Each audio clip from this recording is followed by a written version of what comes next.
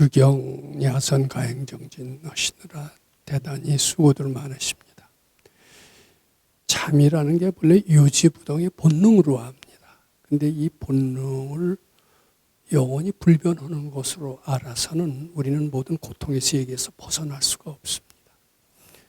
밝은 서열의 말씀, 참이라는 것도 이 본능도 착각이고 본래 없다고 하시니까 그 말씀 잘 깨우치셔서 큰 자유, 지혜를 얻게 돼서 부처님 전에 복 많이 지으시기를 바라드립니다.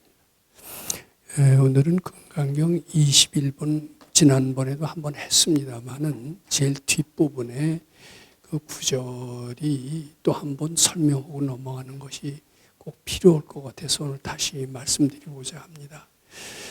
이제 금강경 21번과 비슷한 그런 금강경의 또 하나의 챕터가 있었습니다. 이제 그게 13번입니다. 13번과 21번은 아주 상당히 유사합니다. 그게 무슨 소리냐면은 부처님은 본래 아무 허실 말씀이 없다라는 그런 이제 말씀, 즉 열의 무소설이라는 말씀이 이제 특징이고요. 그 13번에 열의 무소설 그런 얘기를 나왔고, 이제 이것은 보통 이제 불자들한테 열애는 49년 동안 수많은 설법을 했지만 실로 한 설법도 한 적이 없노라 이렇게 알려져 있습니다. 이제 그것이 무엇일까? 그것이 화두처럼 돼서 많은 불자들이 화두처럼 깨칠 바다 이렇게 생각들을 하고 있는 것 같습니다. 그런 13분의 화두와 같은 무소설이라는 것에 대한 설명이 또 우리 지금 21분에 나와 있습니다. 21분에는 좀 더 구체적으로 무법가설이 심영설법이니라 이런 식으로 부처님은 정말 할 말이 없다. 내가 49년 얘기한 것도 실로 할 말이 있어서 한 것이 아니다. 이런 뜻이 이런 뜻으로 이제 해석이 되면서 그것의 참 뜻, 그것이 무엇일까? 이것이 이제 불자들한테 화두로 되고 있습니다. 근데 그 발근이의 설명, 우리 백 박사님의 설명에 의하면은 부처님이 본래 할 말이 없다라는 그 말 속에는 이 중생들의 위대성을 포함하고 있다라는 겁니다. 그대들은 그대로 바로 부처다, 전지전능하다. 전능한테 뭐 때문에 깨우쳐주고 일깨워주려고 할 말이 뭐가 있겠느냐? 내가 이야기하는 것들은 다 잔소리고 헛소리고 아무 필요가 없는 이야기이기도 하다. 이제 이런 뜻으로 우리 중생의 위대성을, 즉 부처와 같이 전지전능한 이런 위대성을 나타내고 있는 표현이다라고 얘기를 합니다. 이제 두 번째는 그럼에도 불구하고 얘기하고 있는 것은 그대들이 부처와 같이 위대한 존재임에도 불구하고 부처인 줄을 모르면서 스스로 중생이라고 생각하면서 스스로 무지하다고 생각하면서 무지를 불러온다. 우리는 부처님께 매달려야만 살 수 있는 아주 열등한 존재라고 생각하면서 한량없는 고통 속에서 살고 있다. 그러면서 행복해지는 방법, 고통에서 면하는 방법을 질문하고 있다. 사실은 이제 스스로 그렇게 생각하고 있을 뿐이지 부처님이 보시기에는 그대들은 그대로 위대한 부처일 뿐이다. 근데 스스로 부처인 줄 모르면서 한량한 고통 속에서 신음하면서 살려달라고 애쓰는 그대들한테 그 고통을 면해주기 위해서 묻는 말에만 대답했을 뿐이다. 사실은 대답할 말은 없는 것이다. 이제 그러면서 그 부처님의 그 자비의 마음을 나타내고 있습니다. 즉 금강경 13분 21번에는 무슨 뜻이 들어있느냐? 부처님은 아무 하실 말씀이 없다라고 하는 것이 무엇이냐? 많은 불자들은 그것이 화두로 삼아서 그걸 깨치려고 하는데 알고 보면 13분이나 21분에는 상당히 심오한 뜻이 포함되어 있다. 즉 중생은 그대로 열등한 존재가 아니라 서가열애와 똑같이 전지전능한 존재다라는 것을 암시하고 있다. 또 한 가지는 그런 전지전능한 부처이기 때문에 아무 그들한테 설법한다는 것은 의미가 없음에도 불구하고 스스로를 부처인 줄 모르고 열등하다고 생각하면서 괴로움을 당하고 한량없는 괴로움 속에서 벗어나려고 아주 감노수와 같은 법문을 요청을 해요.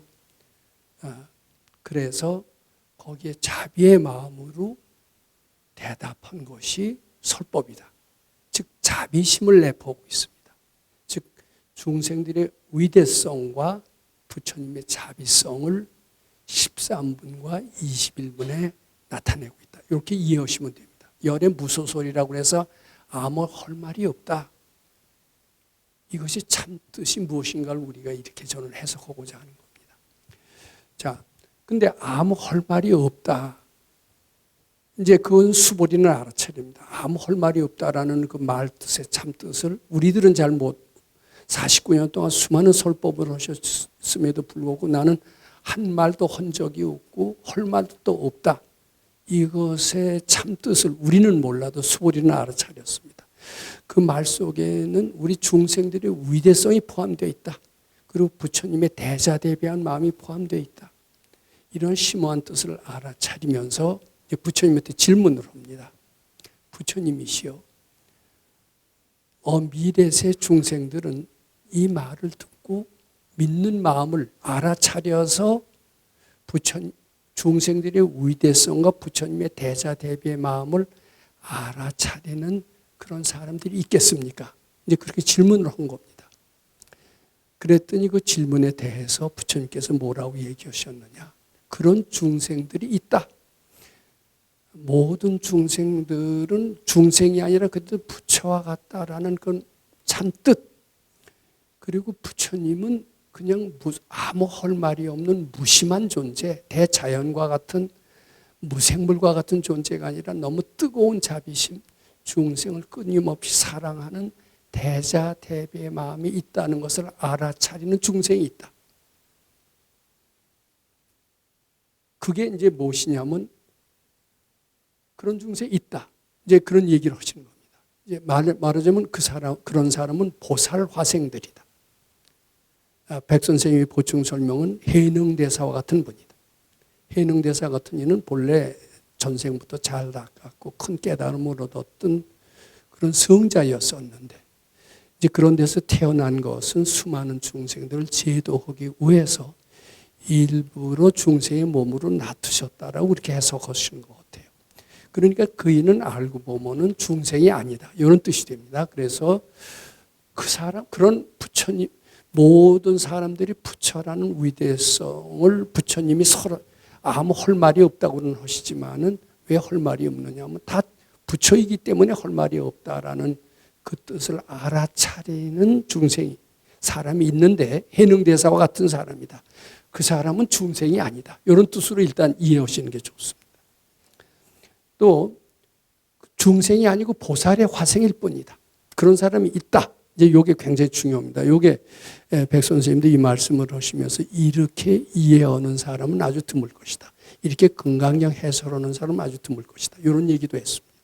그래서 이 구절을 제가 21분에서 따로 띄어서 지금 더 구체적으로 말씀을 드리는 겁니다.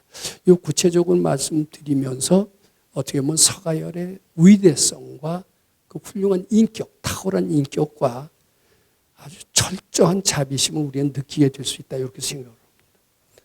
그냥 위대하다라고 말해서는 부처님을 제대로 아는 게 아닙니다. 위대하기만 하고 자비심이 없다면 우리한테 미치는 영향은 아무것도 없습니다.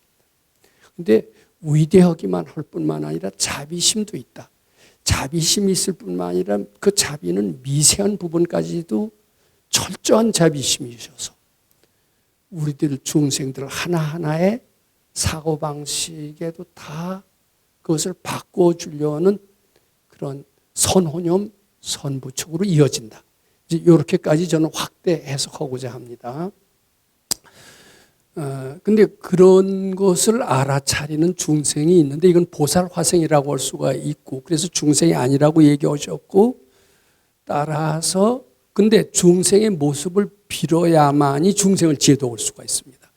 제가 이제 법문 시간에 얘기를 했습니다. 이건 다른 그 스님들한테 저는 못 들었는데 중생을 제도하기 위해서는 나는 신이고 너희들은 중생이다. 너희들하고 나하고는 차원이 틀려. 너희들은 나한테 절대 공경해야 돼. 절대 복종해야 돼. 이렇게 고합적으로 나간다면은 정말 그 인격을 존중할 이런 사람들은 아무도 없을 겁니다. 그래서 이런 부처님이 중생을 제도하기 위해서는 너무나 뛰어난 모습, 부처님의 아주 본래의 모습을 보여주지 않는데요. 그 보여주면 소화할 능력이 없어요. 부처님 부처님대로 위대하세요. 우리는 우리 살 길로 살 겁니다. 이렇게 된답니다. 그 신뢰가 뭐냐 하면 제가 손 선생님이 얘기하시지만 그런 분들은 신통력을 나타내지 않는다 합니다. 부처님이 참 위대하다. 너희들 부처님이 얼마나 위대한지 모르지. 그러면서 부처님은 초능력도 나타내고 신통력도 나타내. 그리고 신통력을 나타내면 많은 사람들이 그 기적을 보고 신신발심할 수 있을 것 같습니까? 도망갈 것 같습니까? 근데 우리는 신신발심할 수 있을 것 같이 생각이 되지만 사실 도망간대요. 부처님 저렇게 위대해. 그래서 그 금강산 제자들이 그래요. 손 선생님이 한번 신통을 나타냈더니 그 뒤에는 더 따르는 것이 아니라 다시는 오지 않았다는 겁니다. 그래서 부처가 중생을 제도할 때는 꼭 비슷하게 행동을 해야 된대요. 비슷하게 행동을 하다가 비슷하다라고 생각이 될 때마다 산뜻한 거 하나씩을 보여준대요. 난 너희들하고 똑같은 줄 알지만 맘먹으려고 하지 마라. 알기 쉽게 얘기하면 그런 겁니다. 그러면서 일깨워주고 또 그리고 따라와요. 따라오다 보면 이제 못 따라갈 것 같으면 또 비슷한 행동을 하면서 꼭 반보씩 앞서 가야만이 중생을 제도하는 것이 특징이기 때문에 부처님이 오더라도요, 그 부처의 모습인 줄 모른대요. 부처님 바로 옆에 있어도 모른대요. 왜냐하면 너무 뛰어난 모습을 보이면은 중생들이 접근하지 않기 때문입니다. 그래서 해능대사 같은 이도 제가 해석하기는 그렇습니다. 보살 화생이고 그렇지만은 일자 무식군이 됐고 이런 모습을 보여서 너희들하고 비슷했다가 나는 닦아서 밝아졌다 이렇게 해야 따라오지. 나는 본래부터 태어날 때부터 대단해. 이렇게 되면 아무도 오지 않는다는 겁니다. 그래서 중생의 모습을 보여야만이 밝아질 수가 있기 때문에 중생의 모습을 보였다는 점에서 중생이 아님도 아니니라. 이렇게 저는 해석하는 겁니다. 그렇게 해석을 해야 어떻게 되느냐 하면 부처님이 참 자비로우시구나. 이제 위대하시다고 하는 것이 아니라 자비스러운 것이로구나. 이런 대단한 인격자로구나. 이제 부처님은 위대하시기도 하지만 위대하다 그러면 우리 따라가지 않습니다. 정말 자비로운 인격자로구나. 따뜻한 어머니와 같은 그런 인품이 느껴져야 우리가 따라가지. 대단하고 기적을 나타내고 신통만 나타내서는 너무 어려워서 우리는 따라가지 않는다. 이 뜻입니다. 중생이 아님도 아닙니다. 사실은 중생은 본래 없다. 다 부처다. 서가열애가 얘기하고 싶은 그거예요. 그럼 중생은 너희들이 부처인 줄 모를 때 중생이 있는 것처럼 보인다. 이 뜻입니다. 그래서 중생이 있다고 하고 중생이라고 하지만은 사실은 그대들이 부처인 줄 모른다라고 생각할 때만이 중생이 존재하는 것이지 중생은 본래 존재하는 것이 아니다. 이름이 중생일 뿐이다. 이렇게 저는 해석하고자 합니다. 근데 왜 이런 해석이 필요하냐면요. 이 중생이 있다고 그러잖아요. 저도 곧잘 그럽니다. 이 세상은 성자만 살지 않는다. 성자만 산다라고 생각한다는 것은 완전히 넌센스다. 알고 봤더니 나쁜 놈도 무척 많더라. 나쁜 놈도 아주 고약하게 나쁜 놈들이 많더라. 배신자도 철저한 배신자도 많더라. 이렇게 생각을 합니다. 근데 부처의 눈에는 절대로 배신자가 보이지 않아요. 악인이 보이질 않아요. 이제 금생만 보니까 악인이 보이고 배신자가 보이는 겁니다. 근데 부처님과 같이 지혜로운 이는 금생만 다가 있는 것으로 알지 않습니다. 전생부터 쭉 봅니다. 그럼 그네들이 악인으로 보이고 배신자로 보이는 것은 전생의 그런 원인에 의해서 이제 저 사람이 악인이다라고 하는 것은 이제 우린 악인이라고 하고 배신자라고 하는 수가 있습니다. 그것은 무엇이냐면은 저 사람한테 내가 배신한 거예요. 배신하고 금생에 당하는 거예요. 근데 자기 잘못은 생각을 안 하고 전생을 모르니까 전생에 내가 잘못했어요. 근데 그이는 내가 잘못한 것을 앙심을 품고 금생에는 배신하는 거예요. 근데 내 전생을 못 보니까 금생에는 배신자라고 보고 악인이라고 하고 이 세상에 나쁜 놈들이 많다. 오타각세라고 얘기를 합니다. 근데 전생을 혼이하는 분들은 그들이 악인이라고 보지 않습니다. 전생에 한을 품과 한풀이할 뿐이다. 한풀이하는 능력을 발휘할 뿐이다. 그러니까 이 세상은 오타각세다 말세다 이런 소리를 하지 않습니다. 오타각세다 말세다 나쁜 놈이다라고 얘기하는 것은 금생밖에 못 보는 편견, 지혜롭지 못한 사람들의 판단이라는 겁니다. 전생부터 훤히 알고 보면 그것은 헐짓을 한다. 당연한 것이다.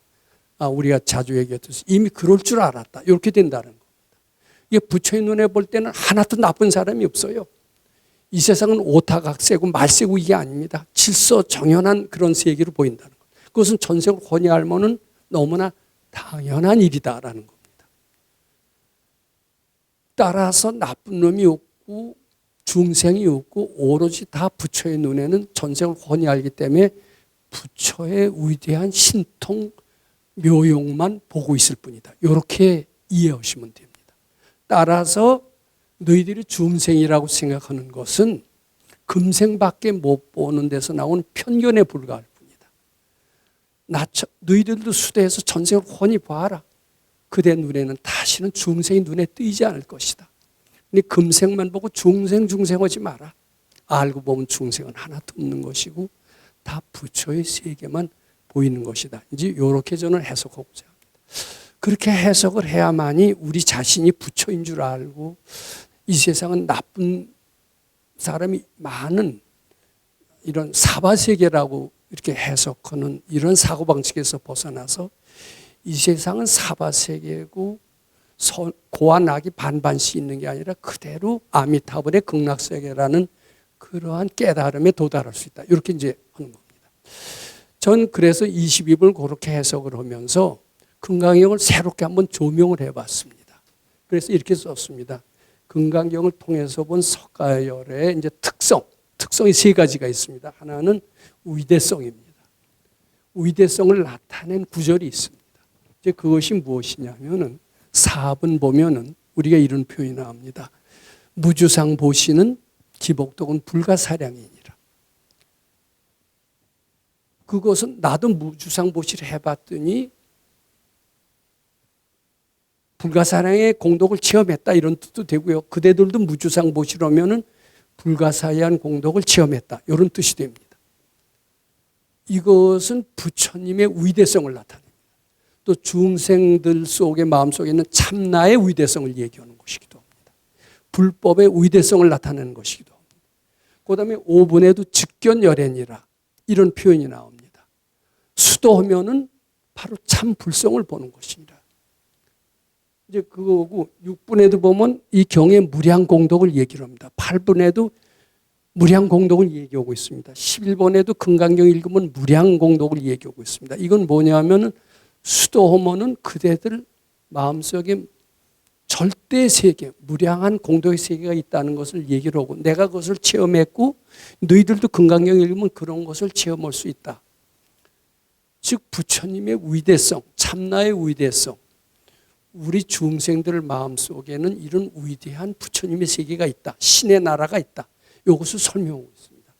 그런 것들을 한 번이 아니라 4번, 5번, 6번, 8번, 11번, 12번, 13번 이걸 쭉 강조하고 있다라는 것은 위대성이 있다라는 것을 나타내는 것 이외에 부처님의 대자대비 이런 깨달음의 세계를 꼭 일러주고 싶어. 일러서 중생들로 하여금 절대 세계에 들어가게 하기 위한 간절한 마음, 즉 자비심을 느끼고 있다라는 것도 우리가 동시에 느끼게 되며 부처님이 어떻게 보면 위대한 인격을 우리 새삼스럽게 느끼게 됩니다. 근데 이제 우리 금강경을 보면은 부처님의 위대성을 느끼고 참나의 위대성을 느끼지만은 자비심은 느낄 수가 없다라고 생각하는 게 이제 제 소견이었습니다. 근데 부처님이 정말 위대성만 있는 게 아니라 참 탁월한 인격, 대자대변, 정말 따뜻한 어머니 이상의 그런 자비심이 있다는 것을 우리가 동시에 알아야 됩니다. 이제 그것이 이제 13분과 21분에도 포함되어 있는데, 저는 열반경을 아주 오래전에 읽었습니다. 학생 때 읽었던 것 같습니다. 아마 1965년인가 열반경이 처음으로 한글로 번역이 돼서 나왔어요. 상하가로 나왔는데 굉장히 양이 방대해서 마치 그 양은 지금 바이블과 신구약을 다 합친 그 분량이 됐는데, 1965년에 그걸 너무나 제가 감동적으로 읽었습니다. 어떤 구절이 감동적이냐면요, 이제 이게 아함부 방등부에는 그런 게 없습니다. 근데 특히 열반경에는 이 보살, 즉 부처님의 대자대비한 그런 마음을 아주 실감나게 적나라하게 표현합니다. 즉 어느 정도 대자대비하시냐면은 이런 표현이 나와요.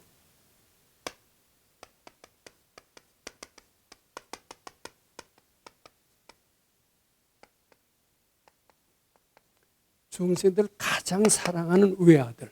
우리 옛날부터 죄송합니다. 여성보다는 남성을 우위로 하는 남존여비 사상이 있고, 또 외아들은 부모님이 가장 사랑합니다. 자기 목숨보다도 더 외아들을 사랑하는 우리의 그 조선시대에 그런 풍조가 있었습니다만, 가장 사랑하는 외아들보다 더 사랑한다는 거예요. 근데 우리는 서가열애가 그렇게 중생을 사랑한다는 생각을 금강경을 읽으면서는 우리는 느끼지 못합니다. 근데 이렇게 공덕이 자꾸 강조가 되고 있고요. 요 13분, 21분 제가 말씀드립니다만, 이렇게 되면 부처님의 대자대비를 저는 좀 느낍니다. 근데 그 열반경에는 아주 실감나게 표현되어 있어요. 중생이 이제 고통을 받아요. 지옥 속에서. 지옥에 가야 지옥이 아니라 우리 금생에도 남한테 경천당하잖아요. 그리고 숨 막힐 것 같은 아주 고통 속에서 괴로우신 적이 있었을 겁니다. 남한테 경청을 당하거나 시험에 낙방을 하거나 남한테 무시당하거나 그런 체험이 없으면 말이 안 되죠. 그럴 때 죽고 싶은 정도로 괴로워합니다. 근데 이 중생이 괴로울 때요, 보살은 어떠냐면 털구멍 하나하나에서 피가 난대요. 부모도 그렇게 못합니다. 그러니까 가장 아주 사랑하는 외아들, 장래성 있는 외아들을 사랑하는 것 이상의 부처님은 자비심이 있다는 것을 열반경에 실감나게 표현되어 있습니다. 저는 그 열반경을 또 찾아서 읽었는데 너무 양이 방대해서 지금 읽으라고 해도 안 읽을 것 같아요. 왜냐하면 금강경에 너무 취미를 붙여있기 때문에 그렇습니다. 근데 그때 열반경 읽었을 땐 열반경이 최고의 가르침으로 알았고, 거기에 부처님의 위대성이 아니라 그 대자대변, 이런 그것을 아주 참 실감나게 느끼게끔 잘 표현되어 있습니다. 정말 부처님이 자비하실까? 저는 우리 백 선생님 보면요, 굉장히 자비로울 땐 자비로웠지만 싸늘할 땐 쌩하고 싸늘어. 네 알아서는 네가 처리해? 꾸중도 합니다. 매달리고 그래도 냉정하게 자르실 것 같아요. 근데 그게 냉정해서 자르는 게 아니더라고요. 그렇게 해야만이 버릇이 쓰기 때문에 냉정하시더라고요. 그게 부처님의 냉정은 진짜 보통 사람들의 냉정과는 틀립니다. 정말 큰 사랑 때문에 냉정하다는 것을 느낍니다. 우리 백 선생님께서 냉정하고 매질을 하고 그런 것은 미워서 그런 게 아니었던 것을 저는 느낍니다. 정말 사랑의 매라는 게 있고요. 자비의 매라는 게 있고요. 너무나도 사랑하기에. 지금 중생의 고통은 바로 털구멍 하나하나에서 피가 나는 이런 사랑이기 때문에 그런 추상 같은 호령이 꼭 필요하다. 그런 추상 같은 호령. 즉 어떻게 보면 우리가 백은대사의 사랑이나 똑같습니다. 변명 안 하시잖아요. 변명 안 해서 모든 수모를 견디는 것은 자기가 변명하면 그 중생이 죽거든요. 그러니까 자기 고통을 당하더라도 입을 벌리지 않는 거예요. 변명하지 않는 우리 백은대사의 사랑을 느끼듯이 부처님의 사랑은 그만큼 크다라는 것을 열반경에서 느꼈는데 그게 금강경에 나타나 있어요. 특히 이제 13분, 21분, 지금 21분은 지금 얘기한 것이지만 무소설이라는 표현이 나옵니다. 아무 할 말이 없다고 그래서 냉정하고 대자연은 말이 없다. 대자연은 말이 없죠. 그럼 무생물이다. 대자연은 무생물, 우주는 무생물이다. 무생물이 아니래요. 대장물이 대자대비를 하고 있는지도 몰라요. 무언의 설법, 무언지교라는 말이 있습니다. 무언지교. 아무 얘기를 하지 않지만 대자대비의 그 가르침을 주는 것을 너는 모르느냐. 아마 부처님은 그렇게 얘기하실 거예요. 아무 할 말이 없다고 그런 표현을 쓰셨습니다마는 그대들이 너무나 위대하다라는 것을 간접적으로 일깨워주는 자비의 법문이라는 뜻입니다. 무소리. 그리고 묻는 데 따라서는 절대로 소홀하지 않고 얘기를 해주시면서 그것은 수기설법이기도 하지만 수기설법은 냉정한 설법이 아닙니다. 묻는 것만 얘기해주고 덤으로 더해주지는 않는다. 꼭 물을 때만 대답해준다. 너무 인색컷이다. 묻지 않아도 좀 가서 따뜻하게 얘기해 주시고 보채고 달래주시고 왜 이러시지 않느냐. 우리 그런 걸 바라죠. 꼭 물을 때만 대답을 해주신다. 근데 물을 때만 대답해 주셔야 돼요. 물을 묻지 않을 때도 자꾸 추근추근 와서 믿어라 믿어라 이렇게 하면은 도망가요. 그러니까 정말 발심하기 위한 대자대비의 설법은 꼭 물을 때만 대답해 주시는 겁니다. 우리는 그걸 모르지요. 그게 여기 13분과 21분의 무소설이라는 것은 그 서가열의 무소설 속에는 수기설법도 됩니다. 대자대비의 마음이 꼭 포함되어 있다는 것을 느낍니다. 근데 이게요, 대자대비하지만 그저 두루뭉실하게 거칠게 대자대비가 아닙니다. 미세한데까지 대자대비가 다 미친다라는 것.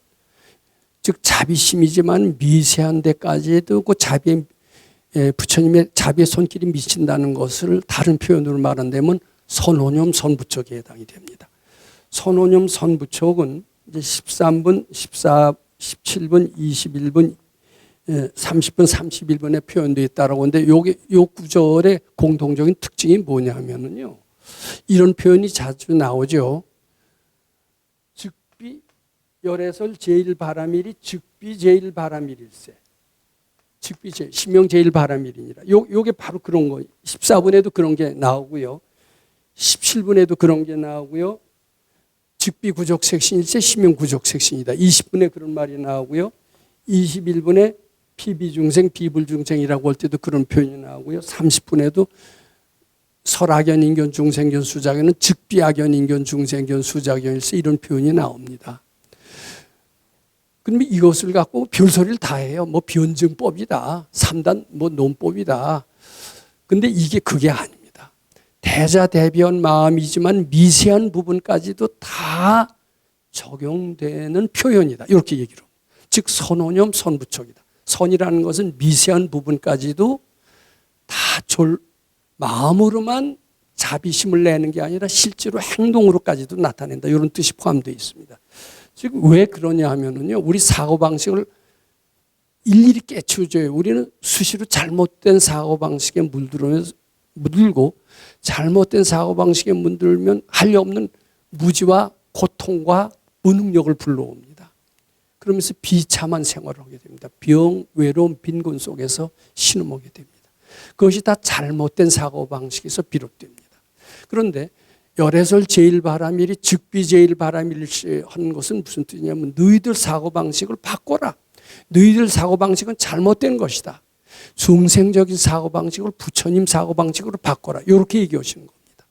그런데 그 구절이 얼마나 많이 나오느냐면 13분에도 나오고 14분에도 나오고 17분, 21분 이렇게 자꾸 나오는 것은 수시로 잘못된 사고방식에 빠져 들어가니까 그때마다 정말 따뜻하게 정말 간절하게 그것을 바꿔주려는 서가열의 자비심을 느끼게 합니다. 저는 그 잔소리로 들리질 않고요. 왜 헛소리 또 오시냐. 이제 한번 얘기했으니까 다 알아들었으니까 그만하세요.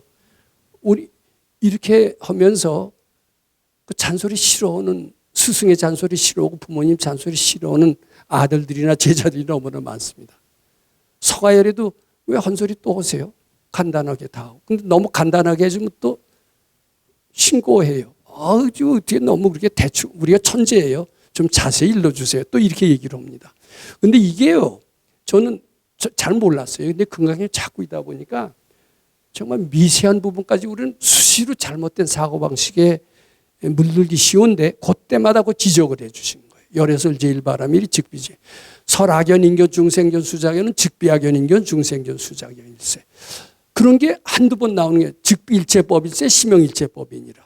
우리 수많은 잘못된 사고방식의 무식업으로 익숙해지면서 그걸로 인해서 한없는 고통을 받고 있는데 그때마다 지적을 해 주시는 거예요. 그래야 밝아지기 때문입니다. 거기에 서가열의 자비심이지만 구체적으로 얘기하면 선오념, 선부촉을 느낍니까? 안 느낍니까? 아직은 잘 모르겠어요. 저도 잘 못 느꼈는데 이제 와서 좀 느끼는 것 같습니다. 근데 우리가 그것을 느끼면서 금강경을 읽는다면은 금강경 읽을 때마다 부처님의 위대성, 자비심, 그리고 선오념, 선부촉을 느끼면서 이렇게 되면 밝아질 수밖에 없다. 이렇게 판단이 나올 것 같습니다. 그래서 심지어는 이제 그런 느낌이 자꾸 든다면은 어떤 분을 예를 들어서 그래. 저희는 금강경만 펴놓기만 해도 이제 금강경 펴놓기만 하면 골이 지근지근 아프고 잠이 옵니까? 되게 그렇죠. 근데 이것도 칠독을 해. 이 지겨운 칠독을 언제 끝내? 이런 생각이 듭니까? 근데 그렇지 않은 분들도 있나 봐요. 금강경만 펴놓으면 아주 시원해진대요. 저절로. 한번 읽으면 더 환희심이 나겠죠. 그런 분도 있는 모양입니다. 근데 우리도 처음에는 금강경만 펴놓으면 졸음이 오고 칠독을 언제 끝내나 이런 생각이 올지 몰라도 자꾸 하다 보면 아마 펴놓기만 해도 부처님의 선오념 선부촉을 그대로 느끼면서 골이 아주 시원해지는 아마 그런 순간이 올지도 모릅니다. 그런 수도로 하면 그렇게 되는 모양입니다. 이게 금강경의 무생물이 아닙니다. 우리는 밟아도 된다고 생각해요. 안 그렇대요. 그리고 무생물은 하나도 없어요. 화엄경에 그랬어요.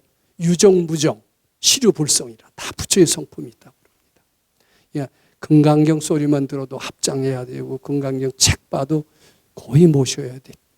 여기 부처님이 계시다라고 생각하면 더더욱 공경심을 내야 되고 이렇게 생각합니다. 이것이 금강경 21분에 보이지 않는 이면의 뜻이다. 이렇게 생각을 합니다.